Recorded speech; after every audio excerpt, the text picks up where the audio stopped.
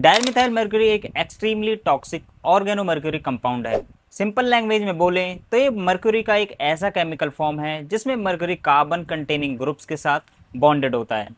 ये एक कलरलेस और वॉलेटाइल लिक्विड होता है और सबसे डेंजरस बात, इसका एक्सपोजर हमेशा तुरंत वार्निंग नहीं देता। Now we come to the history of dimethyl mercury.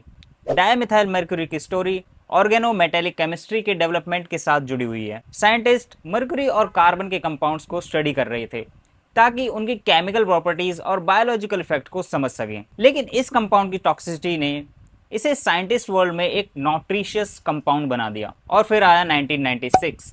American chemist doctor Karen Wetterhahn Dartmouth college में टॉक्सिक मेटल्स पर रिसर्च कर रही थी। 1996 में लेबोरेटरी में काम करते वक्त उनके प्रोटेक्टिव ग्लव्स पर एक्सीडेंटली डायमिथाइल मर्क्यूरी का एक्सपोजर हुआ। लाइफ बिल्कुल नॉर्मल लग रही थी, लेकिन कुछ महीने बाद सिचुएशन कंप्लीटली चेंज होने लगी। कैरन को न्यूरोलॉजिकल प्रॉब्लम्स डेवलप होने लगे, उनकी बैलेंस और कोऑर्डिनेशंस अफेक्ट हुए, विजन्स और स्पीच में भी उन्हें प्रॉब्लम्स आने लगी। फैमिली और डॉक्टर्स के लिए एक एक्सट्रीमली कंफ्यूजन सिचुएशन थी। आखिर हो क्या रहा है? इन्वेस्टिगेशन के बाद सीवियर मर्क्यूरी पॉइजनिंग का पता चला।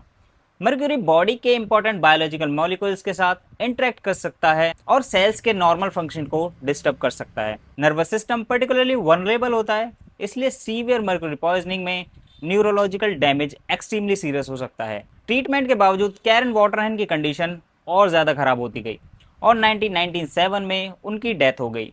सिर्फ एक लेबोरेटरी एक्सीडेंट, लेकिन इसका इम्पैक्ट पूरी साइंटिफिक कम्युनिटी पर पड़ा।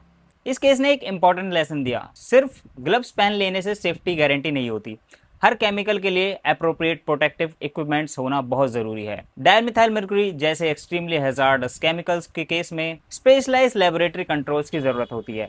इस स्टोरी का लेसन सिर्फ साइंटिस्ट के लिए नहीं, बल्कि घर हो, फार्मेसी हो, हॉस्पिटल हो या लेबोरेटरी, अननोन केमिकल्स को कैजुअली हैंडल नहीं करना चाहिए। कुछ नहीं होगा वाली थिंकिंग कभी कभी बहुत कॉस्टली हो सकती है।